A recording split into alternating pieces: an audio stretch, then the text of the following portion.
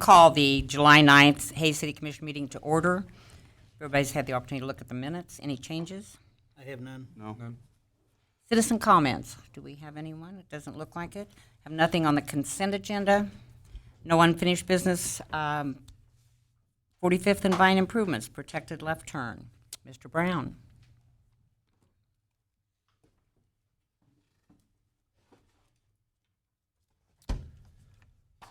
Good evening, Commissioners. John Brown, Project Manager. This agenda item pertains to proposed improvements to the intersection of 45th and Vine Street. The improvements would include an in-house construction of three-quarter intersection allowing left turns from Vine onto 45th Street, but would continue to restrict left turn movements onto Vine Street from 45th Street. The area in question is located at the intersection of 45th and Vine Street, just north of I-70, as shown here on the map. Zooming in a little closer, you can see that intersection. The intersection was constructed to its existing configuration in 2007 as part of the KDOT System Enhancement Project. The intersection has right-in, right-out access only and allows no left turns onto or off of Vine Street from 45th Street. Minimal development within the adjacent area at the time of the construction did not warrant the increased access other than the right in and right out. This is the intersection of 45th and Vine looking northward. The proposed configuration is what we call a three-quarter intersection, which would allow left turns off of Vine Street for north and southbound travelers, a movement that is not possible at this time. Left turns would still be prohibited onto Vine Street. Properties along 45th Street, both west and east of Vine Street, would be much more accessible with the proposed improvements. This change in the intersection configuration will benefit and support future development along 45th Street, both east and west of Vine. On the left here, you have another rendition of the proposed layout of the intersection, while on the right is a clip from the plan sheets for the three-quarter intersection that is proposed at 35th and Vine Street as part of the Vine Street Corridor Project. The improvements at 45th Street would help alleviate congestion at the 43rd and Vine Street intersection, especially during the construction of the North Vine Street Corridor Project, particularly at the 41st Mopar roundabout time. The proposed project requires KDOT review and approval, who in turn have required a traffic impact study of the area for the proposed reconfiguration of the intersection. That traffic impact study was completed by Driggs Design Group and submitted to city staff and KDOT for review. The traffic impact study does support the proposed design of the three-quarter intersection at 45th and Vine and confirms the need for this particular improvement. Future peak traffic volume estimates are somewhere in the 220 vehicle per hour turning left off of Vine onto westbound 45th Street. So overview of the project, it would be constructed by Service Division staff in-house. KDOT is currently reviewing and approval is pending. The project would be funded from special highway funds. The current in-house estimate of construction cost is $80,000, and the timeline would be sometime later this summer or early fall. The Commission has the options of approving the funds for this in-house project, do not approve the project, or provide us with other direction. Staff does recommend approving the project, and the action requested is on the screen. I'll make a motion that we approve the in-house construction of a three-quarter intersection at 45th and Vine Street in the amount of $80,000 to be funded out of the 2020 Special Highway Funds. I'll second that. It's been moved by Commissioner Melick and seconded by Commissioner Reuter that we approve the recommendation. Is there any further discussion or any questions? John, could you explain why this wasn't done when the North Vine improvements, or when that road was improved? Right. And like I said, that was some time ago, but I know that KDOT had a lot to do with that initial, what we call that the system enhancement project that actually began in the late 90s. And as that developed through for improving the Vine Street corridor, and you can actually see the progression of access management if you look at Vine Street from the south north. At the south end, it's kind of Wild West, so to speak. It's free for all, intersections everywhere. You get down between 27th Street and I-70, and you have the reverse access roads. You have limited access points, but the reverse access roads are, I'm sorry, not reverse access roads, frontage roads. Sorry. My mind was thinking one thing and my mouth was saying the other. So between 27th and I-70, you have the frontage roads, and you don't have as much access directly to Vine Street, but the frontage roads have problems, as you know. And then when you look north of I-70, you have the reverse access roads, which are set back, and you have even less access to Vine Street, but it makes traffic flow freely on Vine Street. So KDOT, in their system enhancement project development back in the late 1990s and early 2000, was implementing the best, greatest, highest level of access control on Vine Street north of I-70 at the expense of access to businesses. And so that is why we're coming back now, and it's been something that has kind of maybe been an irritant or something like that. Why can't I turn left or go across? And so we're addressing the right in, right out at 41st and Mopar with the roundabout, and then this 3/4 intersection at 45th Street is that next level up from the right in, right out that allows some access to businesses, but still keeps the conflict points to a minimum. Thank you, John. I appreciate that. With the potential work down on South Vine, are we looking at doing anything similar to this, or are we looking that far ahead? Oh, on the project to reconstruct Vine Street south Right, of 13th Street in 2022? Yes. No, we're pretty much keeping access free and open as it is.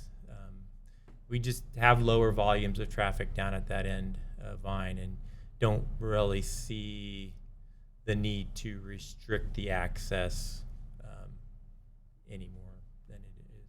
And how long will this project take? I believe the Public Works folks think this will probably take about 6 weeks or so for them to do that. There's a couple different phases because they'll have to do the demolition and removal of the medians and salvage out any of the landscaping and that sort of stuff out of it, and that might take a little while. But the actual getting in and building it is probably take about 6 weeks. John, city manager and I had both talked to some property owners out there that really wanted this to happen, not only businesses that existed, but more so developers. So I'm totally in favor of this. I was just wondering, did you have conversation with any businesses that are actually at that intersection, the car dealerships or across the way? There's been talk of it over the years. So I can't call any specific conversations at this time, but it has been brought up numerous times in various different settings and various different meetings of how it would be beneficial to the businesses in that area if that left turn movement were allowed off of 183. I think it's a great idea, and as I said last week, the traffic that comes south into Hayes is minimal compared to the mess that I think there is at 43rd. So I think you're going to see a lot of people head on up to that next intersection and be able to turn in without having to stop at a stoplight, or I think it's going to be a huge improvement out in that area. Thank you. Any other questions? I'll call for a vote. All in favor, please say aye. Aye. Those opposed? Passes 4-0. Thank you, John. Sanitary sewer point repairs. Jeff's coming to make sure he can defend himself tonight. I'm here. You're there. All right. Good evening, Commissioners. My name is Jeff Crispin, Director of Water Resources. There are several areas in the city of Hayes where sanitary sewer lines need to be repaired because of cracks, holes, and offset joints. This is a map of the 2020 project. The 2020 sanitary sewer repair project includes 31 locations where a repair needs to be made to ensure the integrity of the sewer line. The cracks and holes that I just talked about can impede the flow of sewer and allow inflow, which is stormwater coming into the system, or infiltration, which is groundwater coming into the system, and that is then sends additional load down to the water reclamation and reuse facility and adds to our costs of treating water. 20 of the 31 locations on the map were identified by city staff as possible candidates for internal patches. An internal patch is a trenchless repair method that can be made in place of digging and replacing a section of line. And I know last week, listening to the audio, Commissioner Reuter had asked about why in the area up of this area up here, there's so many between 32nd and 29th and 32nd Street. And John Brown was absolutely correct. There is a lot of trees, a lot of issues up there with trees and growth along Skyline if you drive through there, and roots can definitely cause problems with our sanitary sewer system. The annual sanitary sewer cleaning and inspection program that we do every year, we began that in 2013, and we've taken that data, as I've talked about in other projects, and we've identified several locations where the lines have cracks, holes, and soil is visible in need of a repair.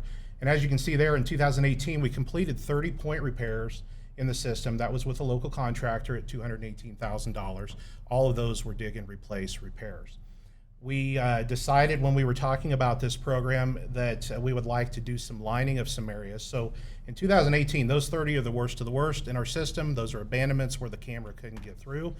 In 2019, we decided to take some of those areas that were part of that 2018 program and do lining. It's cure-in-place pipe lining from manhole to manhole. Those were large sections, and so we picked kind of the worst of those areas and completed that lining project for a cost of just under $381,000.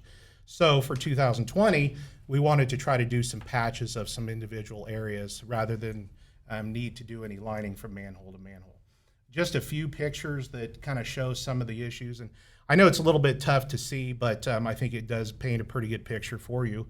This is an example of an offset joint, so where two pieces of pipe come together and one is offset because of ground settling and things like that. Typically, those are dig and replace repairs. This is another one that on the right side, the camera's kind of turned just a little bit, but there's a hole with soil and roots you can see on the upper right-hand portion of the screen. That is likely a dig and replace as well. This one's a little bit different. There's cracks on the right side of the screen you can see, and with those cracks, a patch method could be done with that repair. And to explain that a little bit is they take what's called a drain packer tool, and it's a round tool that fits within the pipe, and before they put it, they go in through a manhole, and that's where they insert it into a pipe. On the other end, they have a camera that's watching, so they know exactly where to go, but they put that epoxy resin on the outside of this tool, kind of like a Band-Aid. I mean, it's a strong Band-Aid. They send it down the pipe to that spot, and then they either inflate it, depending on the tool, or they expand that tool. You can still have sewage running through, so you don't have to stop any service. And what that does is it cures in place. Sometimes it takes 30 minutes, 45 minutes, but you're not shutting down the sewage, so you don't have to have a stoppage of service. And then once that's in place, they remove the tool. They can do an inspection to make sure that what I call Band-Aid, stays. We received 3 bids on May 5th, 3 bidders. Lowest bid coming from Utility Solutions of Basehor, Kansas. All the bids were reviewed by city staff. The low bid from Utility Solutions in the amount of just under $141,000 has been determined to be valid and below staff's estimate of cost. And at the work session, I know Commissioner Burgess, you had asked about you know, it's significantly lower than these other companies. Why could that be? Utility Solutions, in talking to them, they're confident that they can take care of those 20 of the 31 patches and take care of those internally.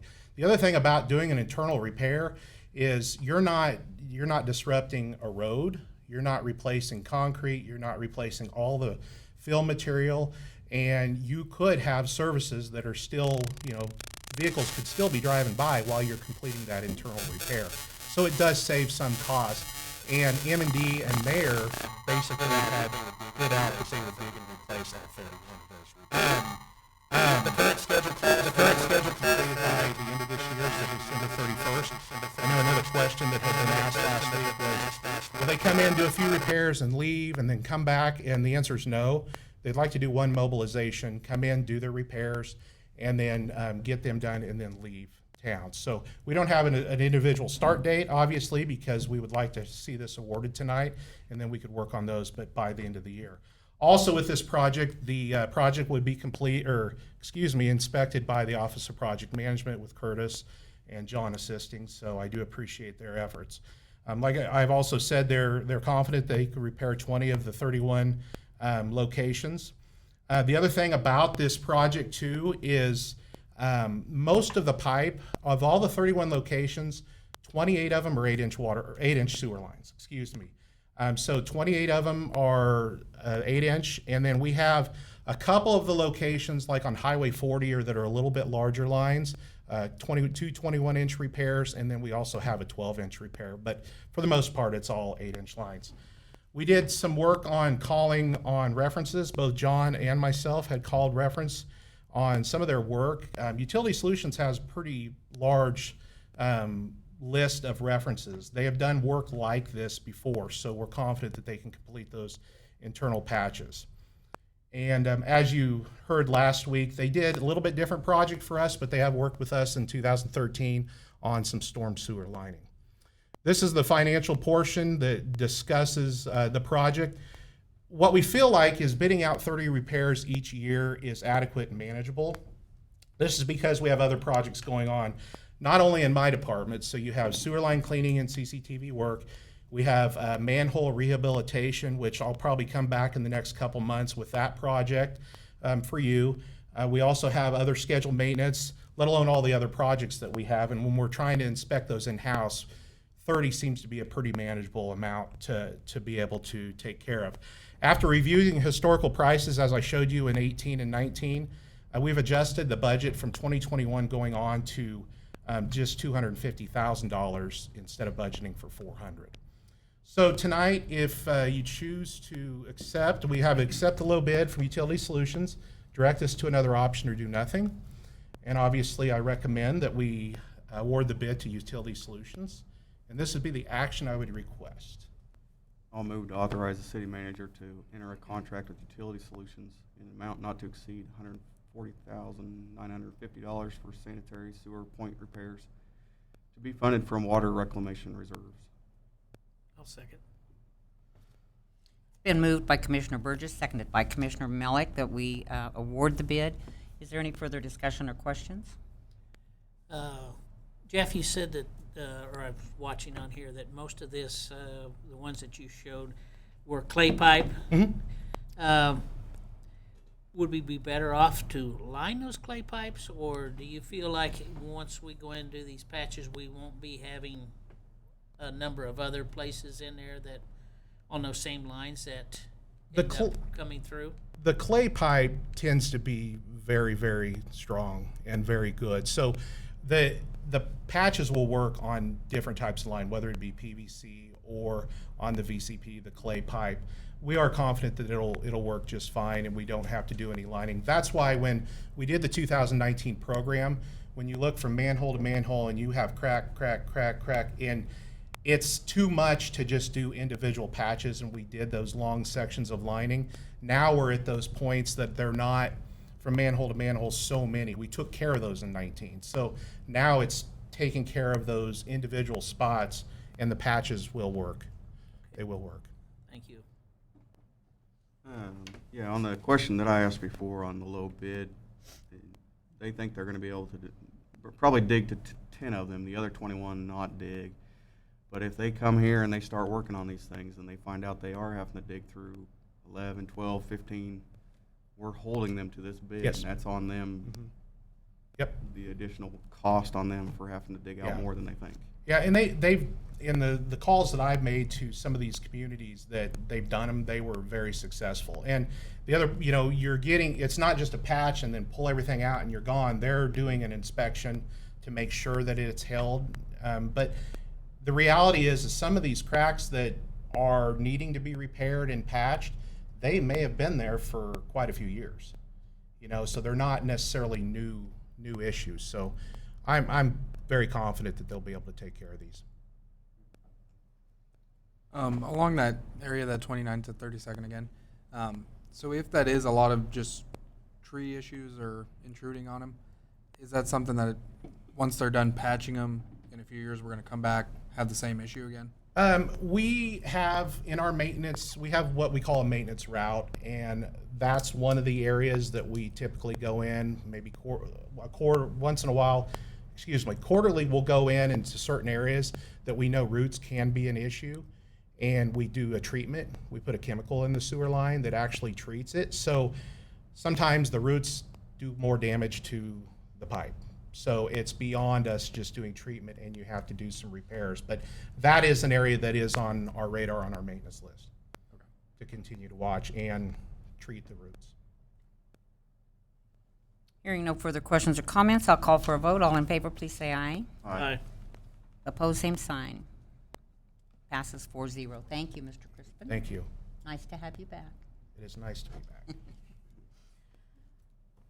Commission comments. Commissioner Melick. I have nothing this evening, thank you. Commissioner Burgess. Yes, I'm going to address some of the emails and calls that I think all of us have gotten this week on masks. I'm going to try to speak up and speak through my mask to kind of drive the point home, I guess, a little bit. I am not to the point of asking for a resolution from my fellow commissioners or an ordinance from the city. So I'm going to use my position here tonight to make a personal plea to our community to choose to wear the mask. I come to it, I think, from just a simple as approach as I can with this. I don't know if it's just the flu. I don't know if it's just the cold.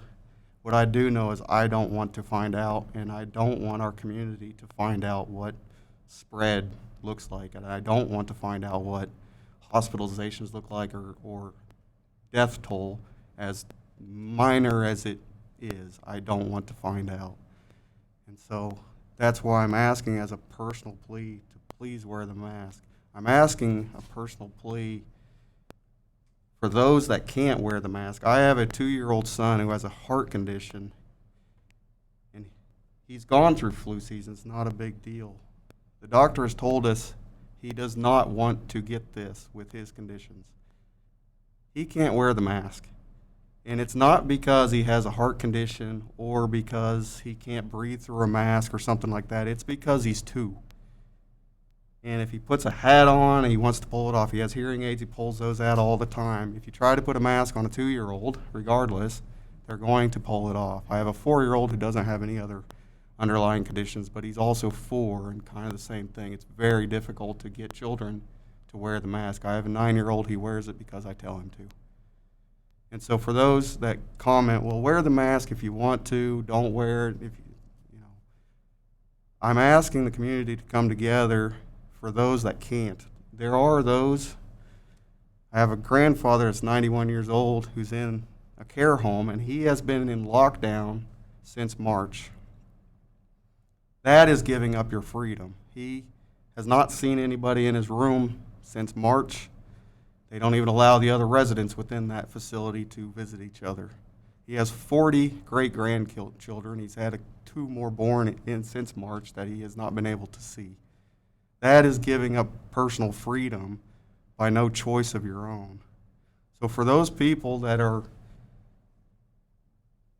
in care homes, our elderly that are vulnerable to the virus, I ask to wear the mask for them, for the children and the ones that can't. And there are plenty of others that are adults that, for personal reasons of health, mental issues, physical reasons they can't wear the mask. I don't know if it's 15% of the community or not.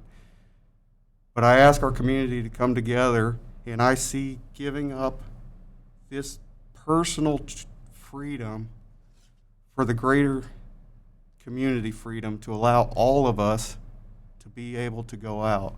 I don't see wearing a mask and telling somebody else that if they're afraid, well, they should be, they just need to stay home, that's fine. I don't see that as personal freedom. I see I'm wearing a mask, you're worried about it, please put a mask on and come out and join me. And that's what I would like see our community do. We have done a fantastic job. We take a lot of pride in our community in being able to step up and help each other, and I think we've seen a lot of that in the last 3 months or 6 months, however long this has been going on. And this is another opportunity for our community to choose to wear the mask in public for those who can't. That's my statement tonight. I appreciate it. Thank you. Commissioner Reuter? Yeah, Michael, I appreciate that. I think that's a fantastic statement. I'd like to sort of echo that and say, you know what, in this time, there's so much division. I mean, never in my life would I thought this would be cause for so much, I guess, animosity towards each other. We're at a time where we can actually finally come together as a community and say, hey, we can do everything we can.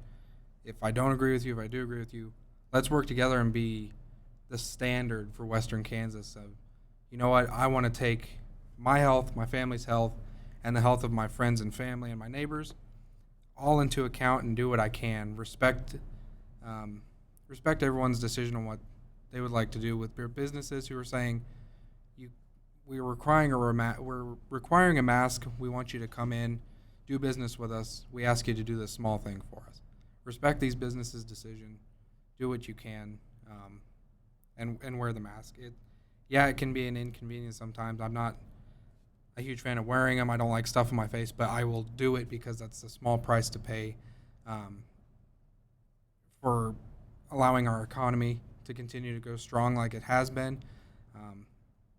We need to continue working together as a community and stop this division over something that we can tackle together.